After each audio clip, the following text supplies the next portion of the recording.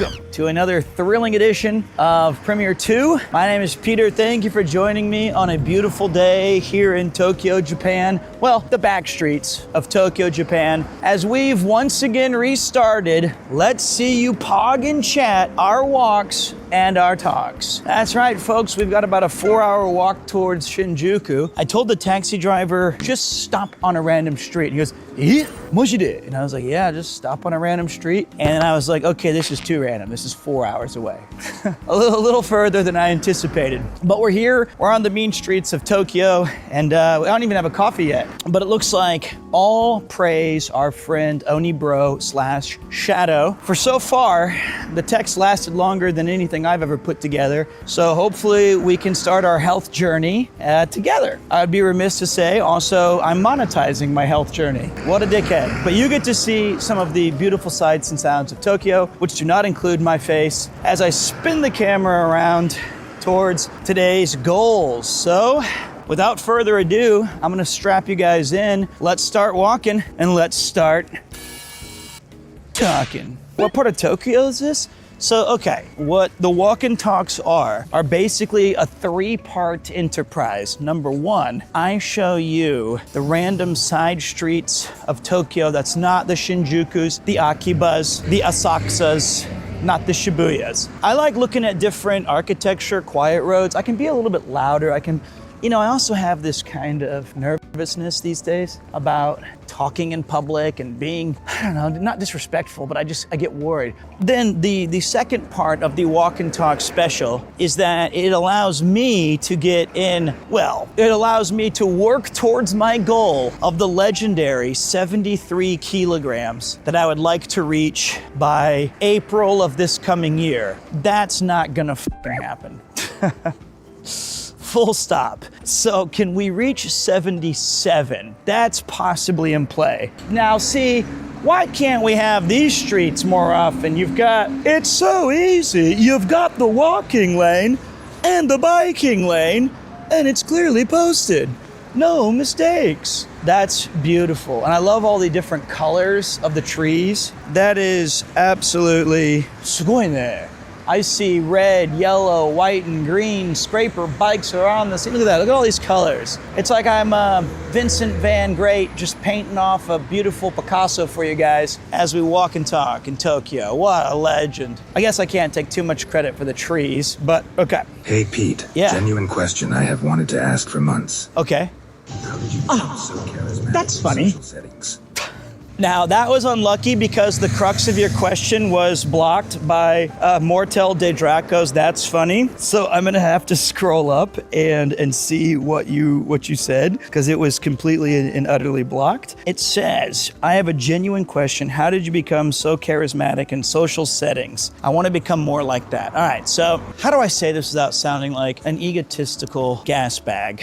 Probably can't. I'm gonna say that one of the things I've always been kind of decent at is, sometimes to my detriment, where I would try to be like always the star of the show or always have the best joke or the best gag. But through that experience, I did find that being present in conversations and asking questions invariably leads to not only better conversation, but it opens the door for a lot more jokes and a lot more grace and a lot more fun. Ask any of my good friends, Connor, Chris, Ian, anybody, Cousin Jeff. They will know that one of the most common Pete-isms is I'll repeat what was just told to me and just restate it again. So for example, Ian will say, yeah mate, I went to England, it was great. I gained about 5 kilos and I think I didn't eat a single food that didn't have the color brown in it or whatever. And I'll say like, wait, you're telling me that you gained 5 kilos in England?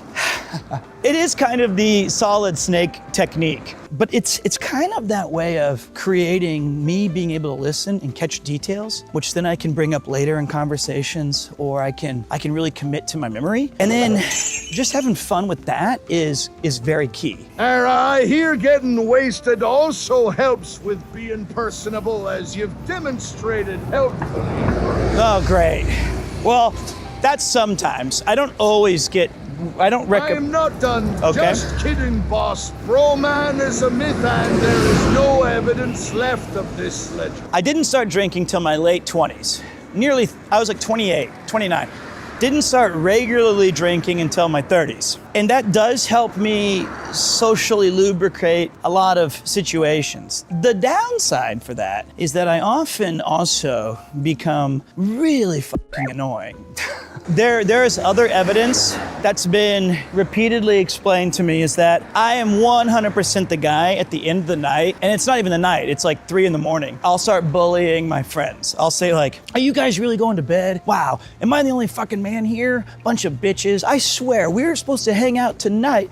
And everyone's like, Pete, it's 3 a.m. You've already, like Ian will always say like, mate, most people will go to bed at midnight. We've already finished the social contract. So my desire usually stems from the fact that I'm having a lot of fun and I know that these times are fleeting, and you don't know you're in the good times till they're already past. Well, I know I'm in the good times right now. So I'm always trying to cajole, beg, intimidate, pressure other people to be as degenerate as I am. It's pretty awful. I'm gonna tell you a brief story because I saw that Ian's in here. Just the other night, well, I know we were supposed to be sharing a hotel room together. Not that I ever used the bed during waking hours. And Ian had to catch an early flight at like 5 a.m. Or no, it was supposed to be at like 9 a.m., which means he had to leave at like 8 or something. I ended up staying out with the crew, drinking and hanging out and just being a general nuisance until 8 a.m. myself. So I would come into to our shared hotel room every 2 hours. And I wouldn't turn on the lights, but according to Ian, I would come in, I'd bang open the door, which I thought I was being quiet, and I'd say like, hey mate, you're missing everything. Hope you're having fun sleeping, little baby. Oh yeah, we're gonna be ordering pizza and having fun now. And then I'd slam the door as I left. And then an hour and a half later, I'll come back in, and then each subsequent trip, according to Ian, my lies just got more embellished. Wow, it's crazy. We just had 20 other friends stop by. It's a surprise birthday party. Would suck to sleep through this. And then maybe an hour later, I'd be like, escorts too, and cakes. They even brought extra booze. This is crazy. This party is insane. And it's literally just me sitting by myself outside, like on a phone call with like Nathan the mod or something. It's really, but I remember, please don't leave out the part when you had a 2-hour shower from 6 a.m. with your phone speaker on full blast. It was 5:45, and I did learn later that Ian's bed, unfortunately, happened to be, I did not know that Ian's headrest was essentially a very thin wall away from the shower room and my portable speaker. So I think Ian got fully acquainted with how the Oakland Raiders are doing in this football season. As I couldn't figure out what's shampoo and which one's conditioner for the better part of an hour and a half in the shower. And I do need white noise when I go to sleep. So I often will play, because Ian knows all my radio. He'll go, how's old Jim Rome doing? I'm like, I was not listening to Jim Rome. Oh, was it Bill Simmons this time, or pardon the interruption? And at one point I remember I left the autoplay on so long, it inevitably creates the worst nightmare possible for Ian and I. We'll end up hearing our own voices on like season 2 of Magic on the Blacktop. And then, but here's the saving grace. I got 2 things. One is that when he accused me of being some sort of brigand who barges into the room and starts shouting and screaming and embellishing and trying to make him be a part of festivities we've already had. It's already, like, everyone had a great time from, 5 p.m. to 2. I also, at one point, I remember I was like, I know Ian's got to leave early, and I'm a good mate. So I found these chocolate raisins, and like a pack of them. And I set them carefully in his jeans back pocket that was like on the couch. And I thought to myself in my drunken stupor, this will be a nice surprise for him when he's on the plane and he can have a nice chocolate raisin. which I don't know if he actually gave a shit about that. But I was thinking this, not like, they weren't like exposed raisins, they were like in the package. But I was like thinking of him. Like, that's a nice thing to do. What do you mean, oh no? No, it didn't melt. They were like in a nice, clean package, unopened. It was a thoughtful gift. I didn't pour like, oh, maybe he wants whiskey to go, I better douse his jeans in it. Like, it was a thoughtful transaction. The other thing that I did, which is to my credit, was after I went to bed at like, I don't know, 9 a.m. Around 11 or so, I woke up, and in the other twin bed, there was another part of our party who was sleeping in it. I couldn't see who it was. I just saw a lump in the covers, and they must have changed beds or whatever. And I said to him, which he later recounted because I have no memory of it. I said, hey, Ian. No, you gotta get up, you got a plane.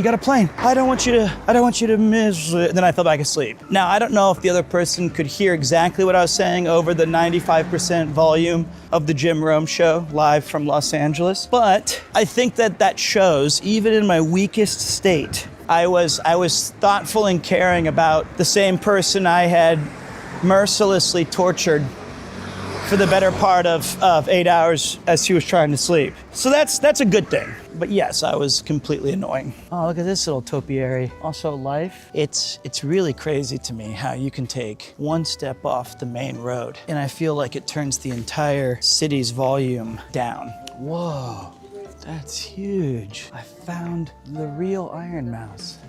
Oh, kawaii. Oh, 自分作って? Okay, so You did? ああ、素晴らしい。ああ、私？ありがとう。ちょっと。ありがとうございます。どうも。Okay. じゃあまたね。はい。Wow. Yeah, see, one side street. One small side street. And you get pictures, and what a nice man. If I could, God willing, I live to be another 10 years or whatever, that I can match him. That's the kind of guy that I would aspire to be like. Hold on a second, I'm gonna get I'm thirsty. Oh, let's look at all the food. My recommendations when you visit, one of these jagaricos. These are fantastic. I kind of like the veggie one, or the salada. Consomme corn snack, don't sleep on it. Although the cheese one tastes better, don't be afraid to go consomme. If we're going chips, I tend to skip a lot of these, but I do like my pizza chips, which they do not have. Although this one's good too. The kettle corn crispy sea salt, POS. This used to be the GOAT, the romaine lettuce and pork bacon. It's been supplanted now by chicken lettuce, green onion, garlic, soy sauce. It's pretty good stuff. I like that. But my favorite thing to get is, there it is, broccoli, chicken, egg. Legitimately, 156 calories. This shit tastes pretty good. The egg especially, which I thought would be the worst part, is, coffees are always gonna be right here. Okay, so here you have your machine, you put it in there, iced coffee L, let the magic begin. All right, how's house shopping going? I told this story yesterday. I'm not lying, guys. It went pretty tragic. I've been looking right now to try to show you guys an example. Okay, I guess this'll do. Like, so imagine this is a house right here, right? This is like a duplex. But my house would be, I walk down this path that's green, and my house would be this orange one that's in the background. And it was like very narrow. So you couldn't really even see it. And everywhere around my house was 5 other houses blocking us in. No window could be opened where you could see a street or a walkway or anything. It was just house. The one saving grace was the second floor living room, dining room was really well lit due to like windows on the ceiling. But like, I wish it'd be like where this brown one is right there. See that brown one? But on all sides, there was even more houses. It was so locked in. And I felt really bad because the first floor would have 3 bedrooms, the master bedroom and 2 other bedrooms. So if we had another child, or if Kupo Jr. had his own little cat room or whatever, it would be like in darkness with no natural light. And I'm okay with that. as a like singular entity. Like I'm totally down to live that life of, if I was a bachelor and I could get a 1LDK that was between 5 places that I had to crawl a ladder to get my shower, hell yeah, man, that's fucking cool as hell. Let's fire it up. I'm a bachelor, dude. I'm not gonna be proud if I bring my partner back and I'm like, yeah, it's just through this alleyway. But like, I'm totally okay living in relative discomfort. But as a father and as trying to take care of the little guy, mate, I want that to be like, I want him to have like access to sunlight and in like a park or something. So it didn't work out. And the price was a cool $800,000. Little bit tough. So I've actually found that I've spent even more money. So that one of the things I was telling her, I was like, you know, we pay, I think our mortgage is 13 mon a month, which is not that bad, all things considered, from where we live now. 13 mon is what, like $1,000? But then we have to have a trunk room that cost us about 2 mon. A trunk room is like a garage space or a storage facility that allows you to put your stuff in a locked and safe space. Then you've got my taxi habits. I would say, because I was offered their incredible Sapphire membership, they're like, "Sumimasen, you use our taxis a lot. You should be a Sapphire member." And I'm like, that's embarrassing. That is shameful. And so I would say I spend at least on a given month, a minimum of $500 to $600 a month on taxis. That's crazy. So I would rather spend that money on mortgage. That's the price of living out in the boonies and being a social butterfly, mon frere. All right, let me take a break really quick. Okay, let's see. Oh man, what a day. Let's take a look at our current step progress. We're 2 hours and 40 minutes away from the big Shinjuku. That's it? Dudes, I've barely f***ing walked today. That's embarrassing. Only 6,500. Okay, looks like we got some more walk to do. Let's start moving, boys. And 3, 2, oh, my back. And we see the fit. There is no cool fit here, man. I look like a dork. I am a dork. Wow. Cool. Now it's shrine time. It's very cool. What a nice local place.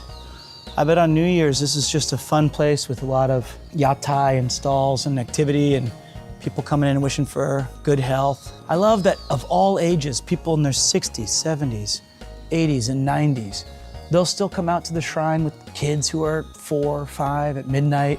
It's like their big late night of the year. That's just such a cool shot. It just looks so cool. I bet this would have been crazy in like Edo with the snow falling in Tokyo before global warming. Pete, I have a tough question. When you were teaching, did you ever encounter bullying among your students? I was just watching a video about hikikomori in Japan, and apparently bullying is a big reason for it. Yeah, I did. I witnessed it a fair amount because my job as a teacher is to toe the line. I'm not gonna say friend, because these students they're not supposed to be your friends, but you're also supposed to be accessible in a way that a sensei is not, right? They don't call you Macy sensei, they call you Pita sensei. You're supposed to kind of, you're supposed to be more of an ambassador of your country and culture, and you get to know things about the students that the other teachers it'd be considered prying or something. The fact that you call them by their names is kind of, unusual for a teacher. They would never say like, Tasku, what are you doing today? It would be, Tanaka-san, you should be more careful or something like that. It's like there's these different levels to it. Initially, when I first saw bullying, I wanted initially inside of my heart, or like my first impulse would be, well, I can help. I can fix this. I can be some sort of savior in this weird problem. But I thought about it and I thought, I don't know if this is what I should be doing. I don't think it's responsible. So what I tried to do was go an indirect route to encouraging them and making them feel some self-worth. If I could, I would give them extra compliments privately and say like, not like privately, but I mean like after class, I'd say, I really think you're making great progress in this area, or I would be very complimentary of them in activities. I would try to bring them, if I had like lunch with the kids, I would sit by them and use what little piece of social equity I had to do it more organically instead of some sort of like, I can fix it, because I can't. But I found that to be a very successful route, is not bringing it to light, but doing it in subtle ways that let them know that I think that they're really cool kids. Not teacher's pet, because it's like I said, it's a nuanced thing. I wouldn't say, wow, this bullied kid sure is the best. You're my favorite student. Yeah, I'm not gonna put a sign on the guy's back and say, there he is. I would be aware of it, and I would do everything I could in my power naturally and organically to let them know that I think they're really cool. And they always were. And there's a couple of students who it really depends too. Like my very first year of teaching high school, I taught a group of kids as first year students. In my first year of teaching high school, I was so excited about the prospect of having more opportunity to teach higher level students. I had 160 kids. I could easily remember 130 of their names. Like it was all new, it was all fresh. And I would say, as they got into and then I had them again, some of them as third year students. A handful of those students, we met when they were like 20, 21, and we reminisced about the old times. There's one kid in particular who, if I've been wanting to catch up with him, who must be what, 25 now? It's crazy to think about, maybe older, nearing 30s. There's a handful of those kids that I will always remember that I like really, but then second year, I can't remember anybody's name. I barely remember any other students because this was 10 years ago. Now it's been more. So I'm sorry I don't have your answer for bullying. Even if a kid came to me and they said, I'm being bullied, what should I do? I would just be honest and say, or I'd try to say, I was bullied a lot when I was a kid. I just remembered that I had really close things that I cared about and blah, blah, blah, blah, blah. Too far removed from it now, brother. And a lot of my experience, as great as it was, has kind of gone by on the memory. That was barely an answer. Well, there you go then. Okay, bully me some more. If you can't read between the lines, then oh well. After all the highs and lows this year, how do you currently feel about where your streaming life is at? Man, this is a serious day. Never been better.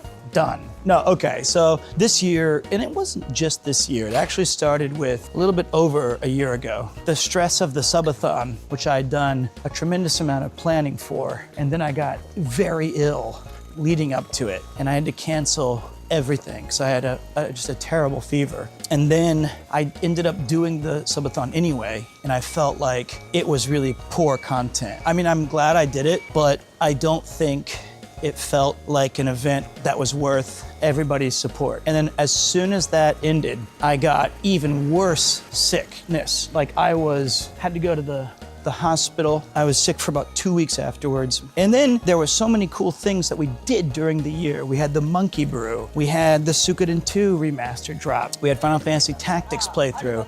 The Cyclothon for another Millie Mill, Generational Welsh, the Beyblade tournament, a Trash Taste episode, Trash Taste winnings. I'm trying to think, we had tons of amazing sponsored games. We had all this cool stuff. But also during this time, I've been battling a lot of illnesses and age. And then of course we had the poor tragedy of Kupo having a seizure right when I went for the cyclothon.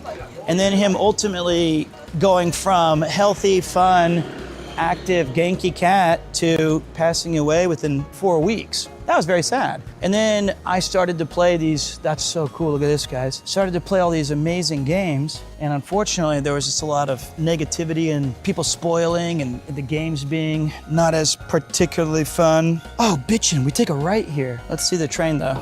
Everyone people wave here in a minute. This is the biggest buildup for a train I've ever seen in my life. Oh, the Keiosen. Let's see if one person waves back. Let's see if one person looks up from their phone. And that's a 0. All right, well, that was fun. I'm really excited about scaling down, I guess, in a way, where I'm doing stuff that I think I'm excited about streaming, and I'm not gonna worry too much about results and stuff, even though you get sucker punched in the gut when you see that hey, that house you wanna get is really far out of your reach. But that's okay. I think it's gonna motivate me in a good way. But anytime I feel like you do anything for 5 years, that's usually about my time. But I think the people I've met anecdotally, after 5 years, you kind of reach a crossroads where it's kind of become routine. And so you double down and try to find ways to take mastery over it and to challenge yourself into making it more fun and to rekindle that kind of excitement or newness of your job. Or you spin out and go like, fuck it, I'm just gonna cash in this thing and it'll be what it is, and hopefully I like it done. And usually I tend to fall into the first part of that where I try to do something new. It's why I made my own textbook. I switched to a private school so I could write my own curriculum and do all these things. But, to each their own. It's a really cool balance, I'd say right now. But even when I got back, I'm running myself ragged again. I was telling my wife this morning, and I was like, I'm doing it again. I'm like 100% doing it again, where I'm not prioritizing health. I'm worried too much about this other stuff. And so that's why I was like, I'm doing a walk and talk today, and it's not gonna be particularly interesting, but it will touch upon like nature and cool stuff. And we found Iron Mouse, and we found this insanely beautiful river road. This is actually crazy beautiful. It's so beautiful. This woman's stopping to snap a photo because she can't help but acknowledge the sheer beauty of this Bob Ross painting. Another thing that I noticed was, and this is like zero shock to anybody, literally not one person's gonna be like, what, are you serious? Which just shows you how disconnected I was from everything. The social aspect of Twitch right now is so fucking bad. It's just like all the wrong people have the biggest microphones, and it's just awful drama shit constantly. It's like so bad. I don't think it's ever been this bad, and it just sucks. Although I did find this really interesting. This is a slight tangent.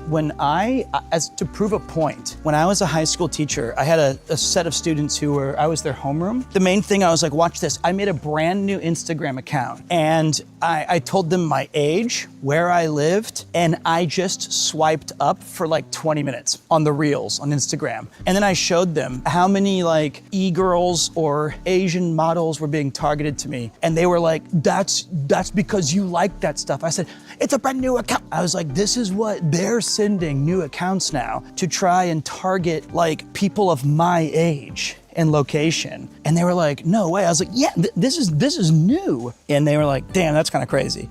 I was like, that's what I'm talking about. Damn. So I think that most of my social feed is curated to have like cats, baseball, basketball, my friends like Mouse and Connor, Chris. Had to mute Joey at one point. Sorry, big man. If you were on my For You feed, it usually was inappropriate when I was on the trains. Joey had to get muted. A couple of my other friends who I really like, they kind of have a little bit too salacious feeds, so I had to mute some of those. Even though I like them, but they're doing thirst traps, can't have that. But these days, I've been getting more and more Twitch-related bollocks. So I hadn't seen a lot of it. And I'm like, this is so bad, dude. That kind of sucks. So being around Twitch, it is my main, if not only source of income. It's because it gets views and clicks. Yeah, maybe. But so did my Uma Musume. That was fun. Cool clicks.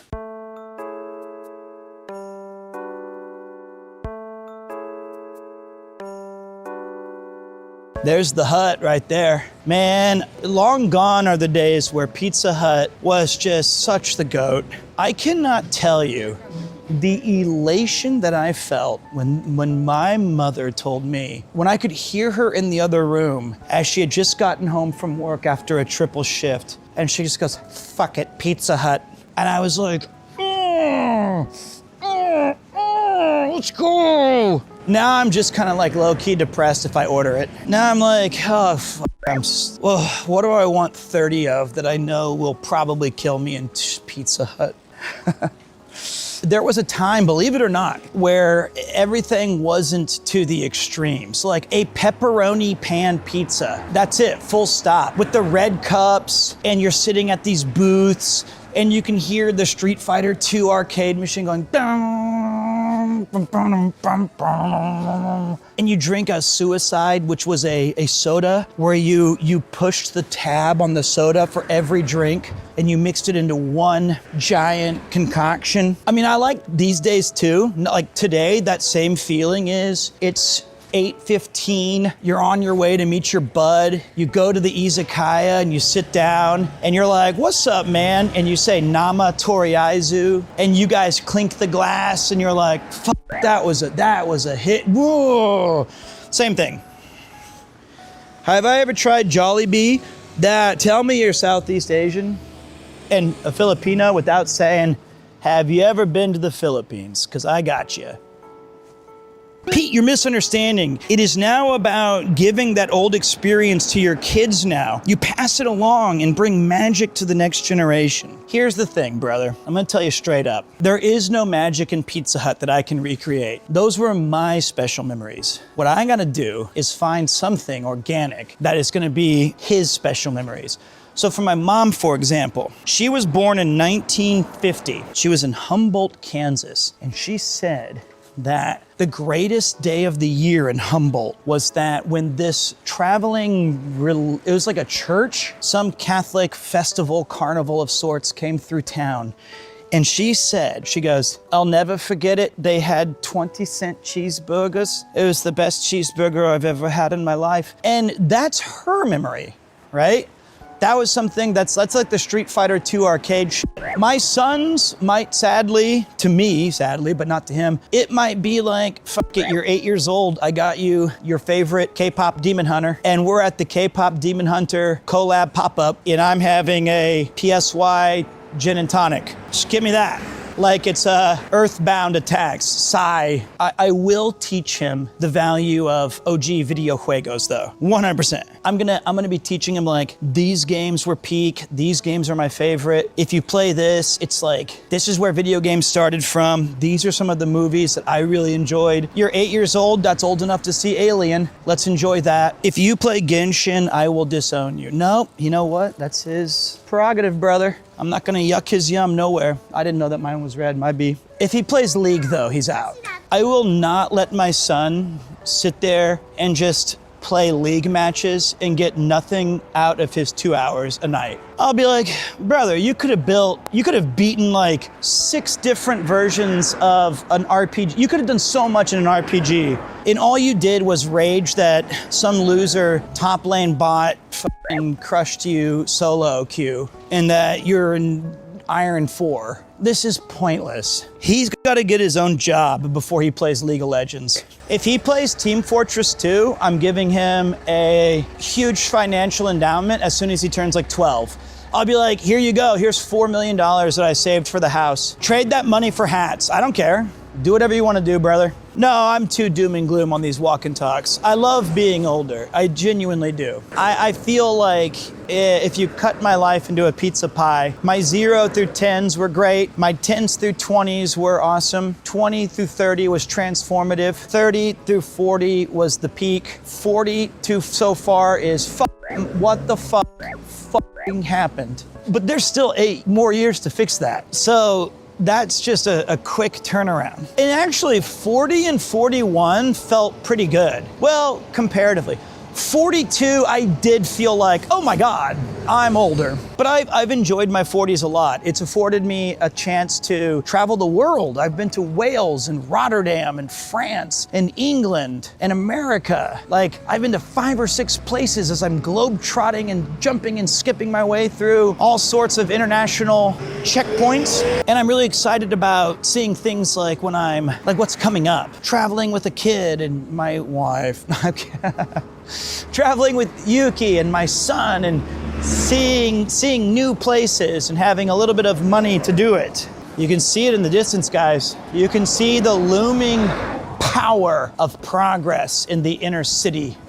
Whoa, that scared me. I'm not in anybody's way. Don't do that, please, God. Okay, that's why I don't ride bicycles. I don't even think that honk was to me, and I still jumped back in fear. I guess when you can see the buildings in the distance, it does give you, oh, wow, look at all those over there, guys. It does give me like purpose. What have you discovered in your walks that really stood out to you? That's a great question. I would say, as someone who fundamentally hated walking before I moved to Japan, as Droy found out earlier, I then started to love walking around the busy epicenters, the Shinjukus, the Akihabaras, because you can get lost in the lights and the sights and the sounds and the smells and the ups and the downs and the lefts and the rights. I've really come to enjoy some of the quiet places now. I think that Tokyo is just urban sprawl, but when you do find these cool little neighborhoods, like today, I'd say easily, without a doubt, the highlight of the stream was us getting a picture taken with the man who made the giant mouse. And I would say we're usually about 1 or 2 of those per stream. I also find that for me, as soon as I start walking, even if I'm not, because I walk about 10 to 12,000 steps a day, I usually really enjoy the clarity it gives me to sort through some of my kind of issues I'm thinking about. If I'm like, how do I want to do this stream, or how do I want to think about this collaboration, or what can I bring? Usually a good walk will help me clear that up.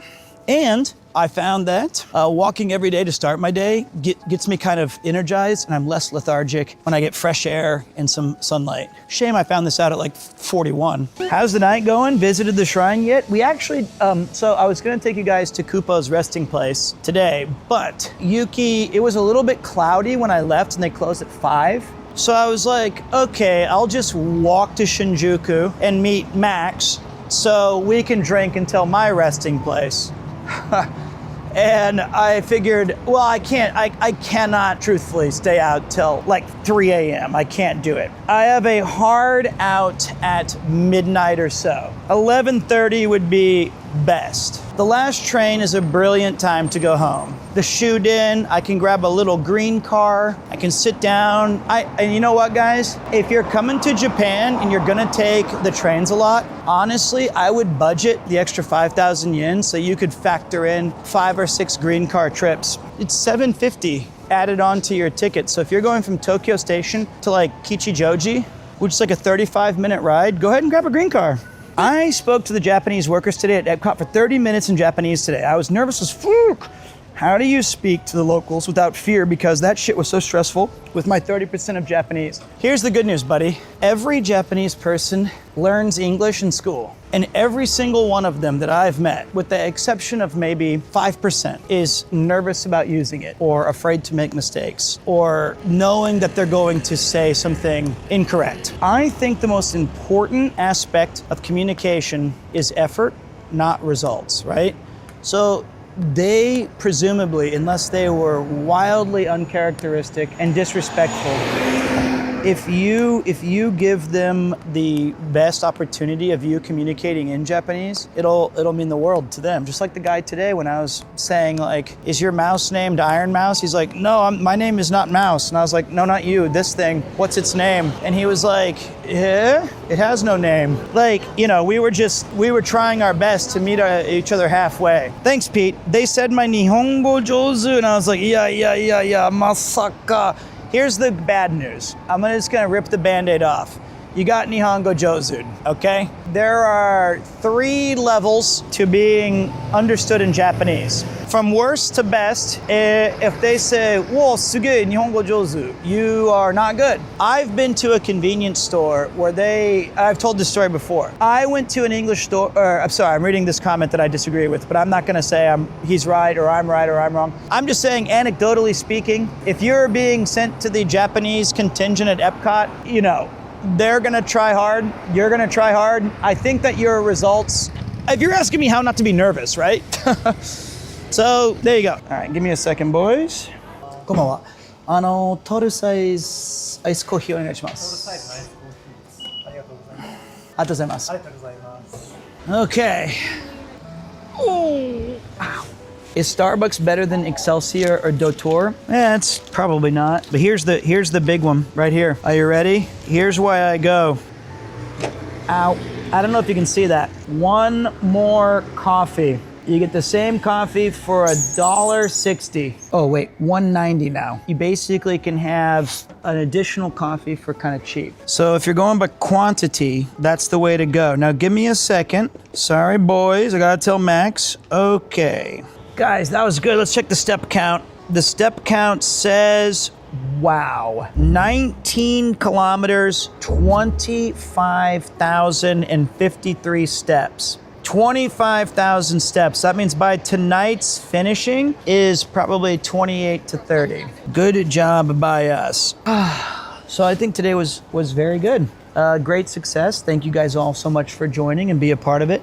The biggest shock and surprise and chagrin is that I think we all owe Shadow / Oni Bro a big thank you. What was only going to be a 3-hour walk and talk ended up being 5 hours. If you guys please do join the Discord. I would like to see that grow. I would love to see you guys join the VODs channel, the YouTubes, all that fun stuff. Have a great day. Be friendly to your neighbors and folks. Have a great one. And when does this end? I'm done talking.